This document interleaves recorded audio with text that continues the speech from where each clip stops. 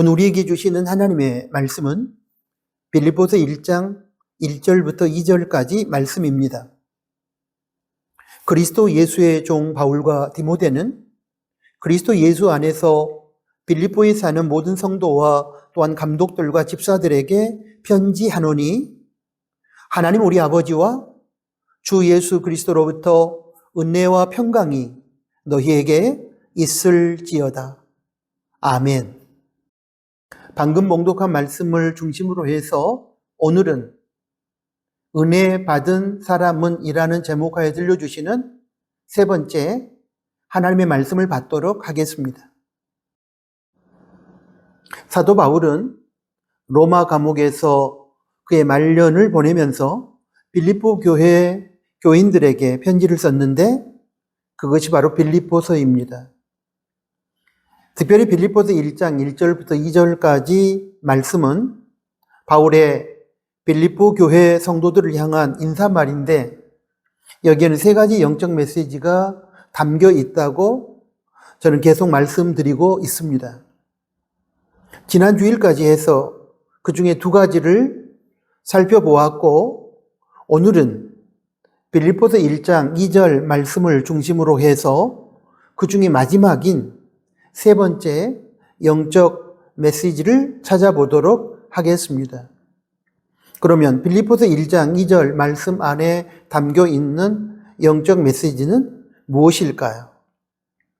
저는 예수님을 구세주와 주인으로 믿는 즉 하나님의 은혜를 받은 사람이라면 어떤 인사를 나누고 어떤 삶을 살아야 하는가에 대한 영적 메시지가 담겨 있다고 생각합니다.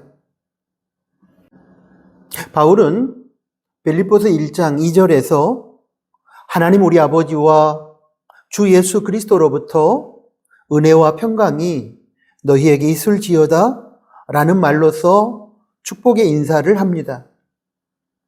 여러분, 우리가 어떤 말로, 무슨 말로 인사를 나누는가 하는 문제는 굉장히 중요합니다.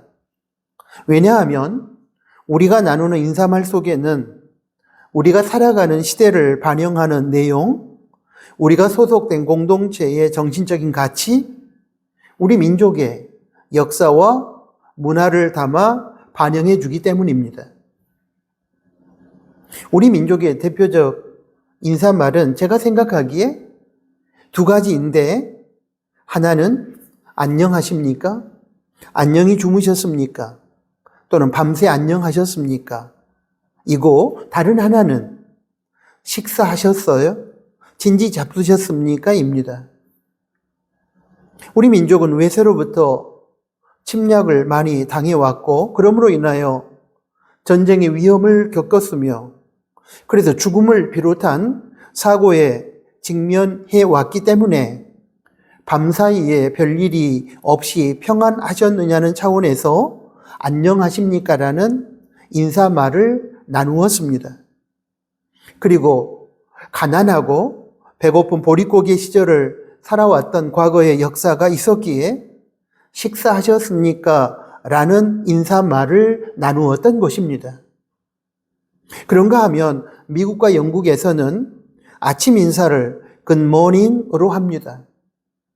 원래 영국에서 시작된 인사말인데 날씨가 별로 좋지 못한 영국의 기후 조건 하에서 생성된 인사말입니다. 햇빛을 볼 날이 별로 없었던 영국 사람들은 어쩌다 해가 뜨게 되면 너무 좋아서 좋은 아침, 굿모닝이라는 인사를 나누었다는 것입니다. 독일에서도 같은 차원에서 좋은 아침, 구텐 모르겐으로 인사를 나눕니다. 그러나 지중해 연안의 유럽으로 오게 되면 좋은 아침이라는 인사말이 없다고 합니다. 그 이유는 지중해 연안은 원래 날씨가 좋아 햇빛을 볼 날이 많기 때문입니다. 여러분, 그러면 이스라엘 히브리 민족의 인사말은 무엇일까요? 우리가 잘 알고 있듯이 샬롬입니다. 우리말로 번역하면 평화, 평강, 평안 또는 안녕으로 번역됩니다. 이스라엘도 우리 민족처럼 열강의 틈바구니에서 늘 전쟁의 위험 속에서 살아왔기 때문에 안녕, 평화, 평강, 평안의 의미를 담은 샬롬으로 인사를 나누게 된 것입니다. 전쟁의 위험 속에서 밤사이에 생명이 안전하게 보존되었는지 궁금했기 때문에 이스라엘, 즉 히브리 민족이나 우리 민족은 그러한 배경 하에서 같은 의미의 인사말을 나누었다고 저는 생각합니다. 이처럼 우리가 나누는 인사말은 그 시대의 사회상과 정치적 가치와 공동체의 역사와 문화를 반영하고 있기 때문에 굉장히 중요한 것이며, 그러므로 우리 크리스찬 인사말도 같은 차원에서 중요한 것입니다. 본문에서 바울은 우리 크리스천이 나누어야 할 축복의 인사말로 자신의 빌립보 교회 성도를 향한 인사말을 통해 두 가지를 제시합니다. 바로 은혜와 평강입니다. 은혜와 평강은 성경의 중요한 핵심 메시지이며 성도의 삶을 규정지어주는 본질적인 주제입니다. 그러기에 바울은 편지를 쓸 때마다 서두의 인사말에서 예외 없이 은혜와 평강이 너희에게 있기를 원한다라는 축복의 인사를 하였습니다.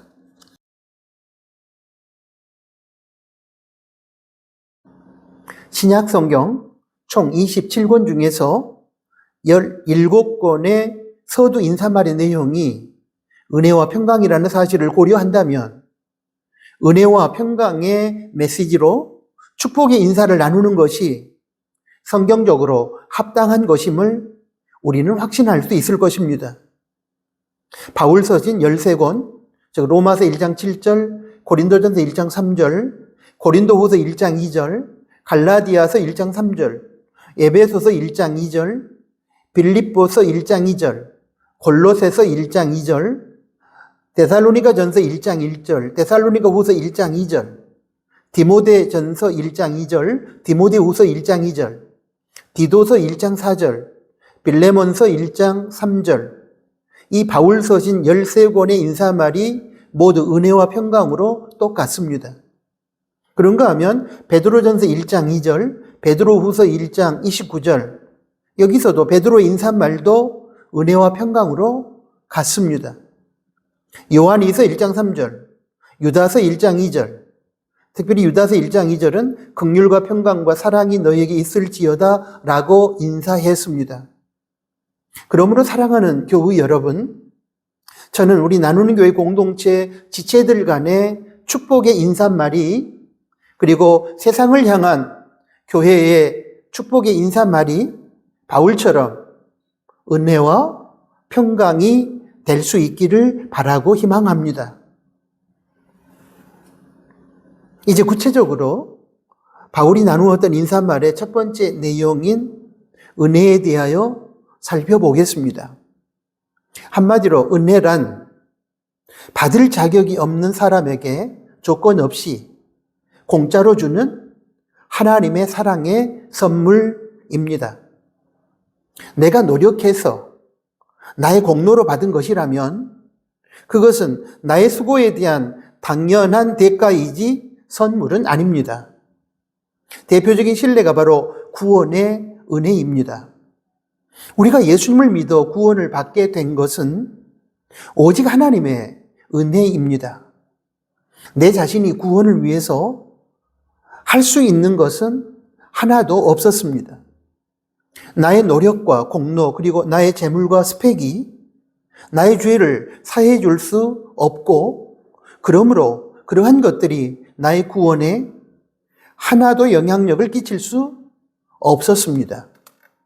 단지 하나님께서 저와 여러분을 사랑하시고 긍휼히 여기셔서 예수님을 이 땅에 보내주시고 저와 여러분의 죄를 대신하여 십자가에서 죽게 하셨고, 그리고 우리에게 믿음을 주셔서 십자가에서 죽으신 예수님을 믿게 하심으로 구원을 허락하신 것입니다. 그러므로 우리가 받은 구원은 우리의 노력과 공로에 대한 대가로서 우리가 당연히 받아야 했던 것이 아니라 우리 인간 편에서 보면 오직 하나님의 은혜에 의해 공짜로 주어진 선물인 것입니다. 우리 기독교 신앙의 기초가 바로 이 은혜이며 이 은혜에서 크리스찬의 신앙이 출발합니다. 타 종교와 구별되는 기독교의 독특성이 하나 있다고 한다면 저는 은혜라고 생각합니다.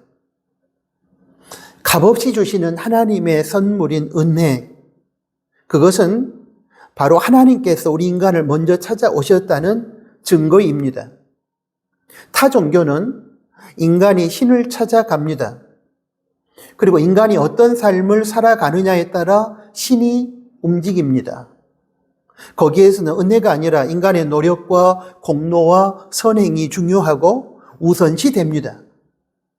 거기에는 은혜라는 개념은 없습니다. 인간의 노력과 공로에 대한 대가의 개념만 있을 뿐입니다. 그런데 기독교는 하나님께서 인간을 먼저 찾아가시고 은혜를 베풀어 주심으로 관계가 형성됩니다. 그렇기 때문에 기독교를 은혜의 종교라고 부르는 것입니다. 그런데 하나님께서 먼저 찾아오셔서 은혜로 베풀어 주심으로 구원을 받은 사람의 이후의 삶에 있어서도 역시 은혜가 맨 앞자리를 차지합니다. 은혜로 구원받은 이후에 우리 크리스찬은 땀과 눈물과 피로 상징되는 봉사와 순종과 헌신과 희생의 삶을 최선을 다해 살아야 합니다. 그런데 이러한 삶도 자세히 들여다보면 하나님께서 우리에게 주신 것들, 즉 복이나 은사 등을 가지고 우리가 수고하고 노력하며 최선을 다하는 것입니다. 하나님께서 주신 복과 은사 등이 있어야 우리의 수고와 노력이 가능하고 의미가 있고 열매를 맺을 수 있습니다. 그러므로 이런 차원에서 바울 사도도 고린도전서 15장 10절에 보면 이렇게 고백한 것이 아니겠습니까? 그러나 나의 나 된 것은 하나님의 은혜로 된 것이니 내게 주신 그의 은혜가 헛되지 아니하여 내가 모든 사도보다 더 많이 수고하였으나 내가 한 것이 아니요 오직 나와 함께 하신 하나님의 은혜로라. 하나님의 은혜의 원리와 은혜의 세계를 알지 못하면 다들 이렇게 말할 것입니다. 오늘의 내가 이렇게 존재하기까지 내가 얼마나 수고하고 얼마나 노력했는지 아니? 나의 나 된 것, 지금의 이 모든 것은 다 나의 노력의 결과야. 한마디로 내가 다 잘나고 내가 다 똑똑하고 내가 다 수고했기 때문이라는 것입니다. 그런데 정말 여러분 그런 것입니까? 모든 것이 다 나의 수고와 공로의 결과입니까? 하나님께서 우리에게 생명을 주셨고 하나님께서 살아갈 용기와 힘을 주셨고 건강을 주셨고 가정을 주셨고 일터와 직장을 주셨고 감당할 수 있는 복과 은사를 주시지 않았습니까? 그렇다면 우리 각자의 수고와 노력이 있는 것도 맞지만 그 이전에 하나님께서 허락하신 은혜와 복이 있었기에 그 모든 우리의 수고와 노력이 가능한 것이 아니겠습니까? 사랑하는 교우 여러분, 모든 것이 그러므로 하나님의 은혜입니다. 하나님의 은혜가 아니었다면 오늘 우리는 존재할 수도 없고 오늘을 살아갈 수도 없는 것입니다. 우리는 이러한 하나님의 은혜 앞에서 그러므로 겸손해야만 합니다. 우리 신앙과 삶의 출발점은 항상 하나님의 은혜라는 사실을 결코 잊으시면 안 되는 것입니다. 여러분 한번 생각해 보십시오. 우리가 건강을 위해서 무공의 음식도 먹고 산책과 운동도 하고 의사의 치료를 받는 것도 다 필요하지만 우선적으로 중요하고 필요한 것은 하나님의 은혜를 받는 것입니다. 하나님과의 관계 속에서 찬양과 기도와 말씀을 통해 교제를 나누고 섬김과 나눔의 봉사 현장에서 하나님의 뜻에 따라 순종하며 살아가는 과정 속에서 하나님으로부터 주어지는 은혜를 받아야 합니다. 그리고 그 결과 하나님이 부어주시는 사랑과 희망과 열정으로 우리의 가슴이 가득 채워져야 합니다. 우리의 마음에 순수함과 감사함과 담대함이 회복되어져야 합니다. 이것이 바로 온전한 치료의 첫걸음이요, 전인 건강의 기초라고 저는 생각합니다. 이런 차원에서 저는 오늘 함께 예배를 드리고 있는 사랑하는 교우들에게 가장 우선적으로 하나님의 은혜가 충만하시길 축복하며 인사드리고 싶습니다. 오늘 설교를 준비하면서 남서울교회와 남서울 은혜교회에서 목회하셨던 홍정길 목사님이 쓰신 글 속에 나오는 내용이 떠올랐습니다. 은혜가 얼마나 중요하고 필요한 것인지에 대한 통찰력을 주는 이야기입니다. 목사님의 글에 의하면 열심히 착하게 살아가는 인생에는 두 종류가 있는데, 하나는 보트 인생으로서 성실한 인생이며 다른 하나는 요트 인생으로서 은혜 인생이라고 합니다. 보트 인생, 즉 성실한 인생은 내가 노를 젓는 만큼 보트가 앞으로 나갑니다. 얼마만큼 빨리 노를 젓느냐에 따라 속도가 결정됩니다. 자신의 노력에 의한 성실한 삶을 살아가는 것은 여러분 귀한 인생의 모습이 분명합니다. 그런데 거기서 멈춰서는 안 되는 것입니다. 하나님의 도우심을 받는 은혜 인생의 자리까지 나아가야 합니다. 요트 인생, 은혜 인생은 믿음의 돛을 활짝 펼치면 하나님의 은혜의 바람이 성실한 인생을 뒤에서 밀어줍니다. 그리함으로 나 혼자 애쓰고 수고하고 노력한 것에 수십 배, 수백 배 더 빠르게 목적지에 도착할 수 있도록 만들어줍니다. 이런 은혜를 가리켜 성경은 플러스 알파의 은혜라고 부릅니다.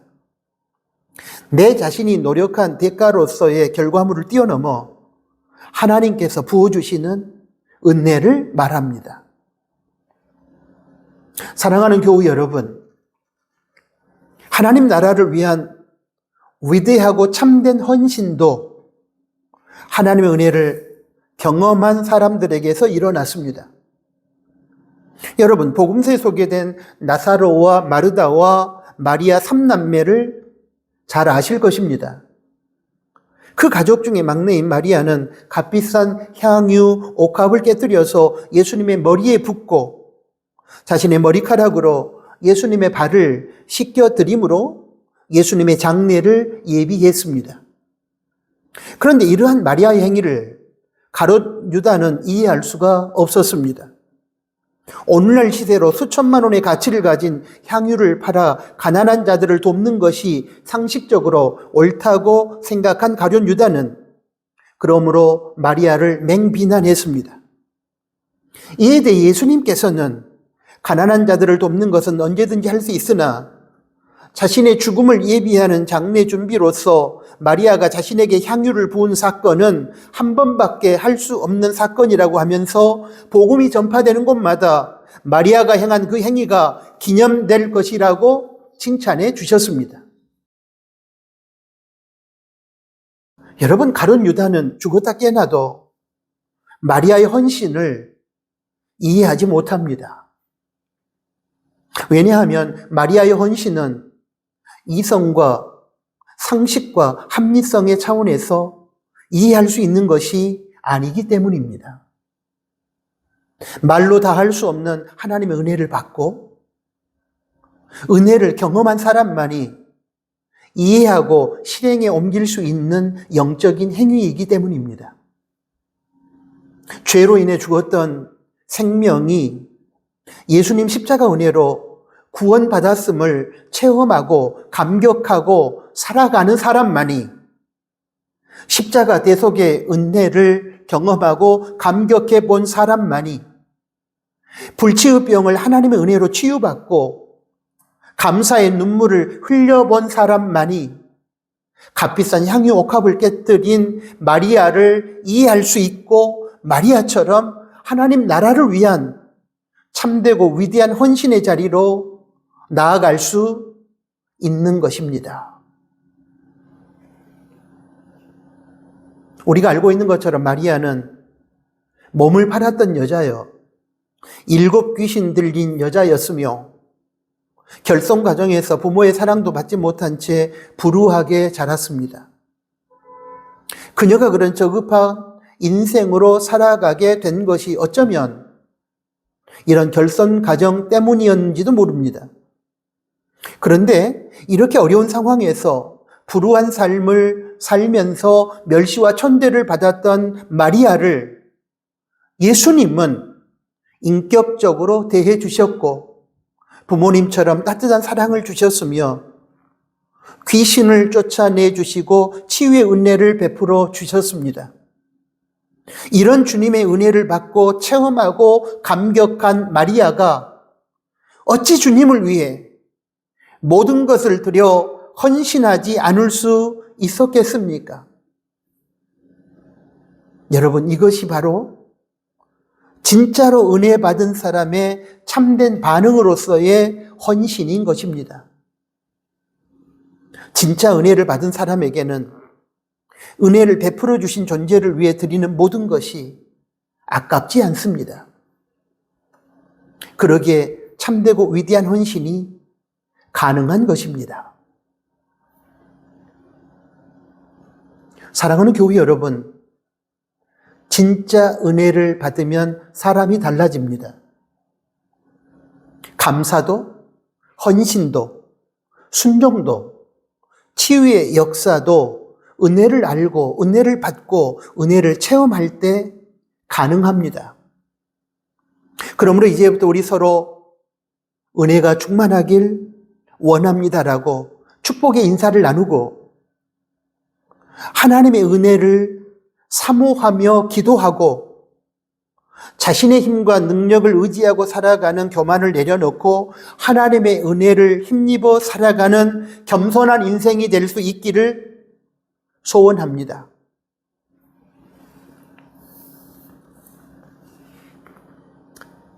이제 이어서 구체적으로 바울이 나누었던 인사말의 두 번째 내용인 평강에 대하여 살펴보겠습니다.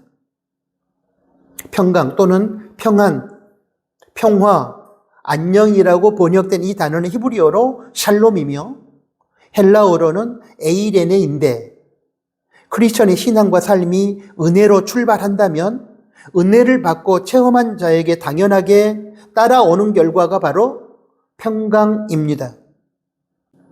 그런데 성경이 말하는 평강은 환경이 좋아지고 상황이 나아지면 주어지는 그런 차원의 평강이 아닙니다. 환경과 상황과 조건을 초월하여 누리는 평강입니다. 총알이 빗발치고 포탄의 굉음이 울려 퍼지는 전쟁터에서도 폭풍으로 인해 흔들리는 배 위에서도 걱정과 두려움 없이 엄마 품속에서 평안하게 엄마 젖을 빠는 아기가 누리는 평강, 아기가 누리는 평화, 평안, 안녕입니다. 이런 차원의 평강은 환경과 상황에 의해서 주어지는 것이 아니라 관계가 회복될 때 주어지는 것입니다. 그러므로 하나님의 은혜를 받고 알고 체험한다는 것은 하나님과의 단절되었거나 멀어졌던 관계가 해결되고 화목하게 되었다는 것을 뜻합니다. 반면에 하나님과의 막힌 관계, 사람 사이에 깨어진 관계, 인간의 욕심으로 훼손되고 오염되어 무너져버린 자연과 인간의 관계, 이 모든 것은 인간의 죄 때문입니다. 이 죄의 결과로 우리 마음은 평강 대신에 온통 걱정과 두려움으로 채워져 버리는 것입니다. 이 죄 문제를 해결함으로 막히고 단절된 관계를 회복하지 않는 한 우리에게는 하나님의 은혜의 결과로서 주어지는 진정한 평강, 평화, 평안, 안녕, 샬롬은 없습니다. 이 지점에서 옛날에 보았던 공동경비구역이라는 영화가 생각납니다. 그 영화에서 제가 감동받았던 내용을 잠시 소개하겠습니다. 지금도 그렇지만 안타깝게도 반공을 국시로 하는 남한의 체제와 남한을 괴뢰 정권이라고 인식하는 북한의 체제 아래서 남과 북의 국민들은 서로를 죽이고 죽여야 하는 적대적인 존재로 여기고 살아왔습니다. 남한은 북한 때문에, 북한은 남한 때문에 진정한 평화가 없다고 하면서 상대방을 비난하면서 자기들의 마음속에 걱정과 두려움과 불안을 가지고 살아온 것이 현실입니다. 이런 현실 속에서 공동경비구역이라는 영화 속에 등장하는 남한과 북한의 군인들도 그런 적대감을 가지고 있었습니다. 그런데 어느 날 남한의 국군 초병이 소대원들과 함께 DMZ 비무장지대를 순찰하다가 낙오되어 지뢰를 받게 됩니다. 그리고 앞에서 다가오는 북한군 초병을 만나게 됩니다. 진퇴양난의 상황입니다. 그런데 그때 북한군 초병이 지뢰를 제거해 줍니다. 여러분, 이 장면이 우리에게 암시하고 있는 의미는 무엇일까요? 지뢰 제거를 통하여 남북한의 초병들은 서로가 서로를 죽여야 하는 존재가 아니라 서로의 생명을 살려내고 사랑해 주어야 할 존재임을 확인하고 깨닫게 되었고, 그러므로 이 사건을 계기로 남북한 초병들의 관계가 회복되었음을 암시해주는 장면이라고 저는 해석합니다. 남한과 북한 정부는 여전히 적대 관계를 유지하고 있었지만 북한군 초소 안에서 만난 남한과 북한의 군인들 사이에는 평화가 임했고 그들은 서로 하나가 되었습니다. 남한과 북한이 처한 환경과 상황은 적대적이었지만 비무장지대 안에 남북한 초병들이 미움을 버리고 사랑의 관계를 회복했을 때 그곳에는 평화가 임했던 것입니다. 남북한 정부의 적대 관계라고 하는 지옥의 현실 속에서이지만 영화 속의 비무장지대의 남북한 초병들 사이에는 작은 천국이 이루어진 것입니다. 그래서 저는 이와 같은 천국을 지옥 속의 작은 천국이라고 부르고 싶습니다.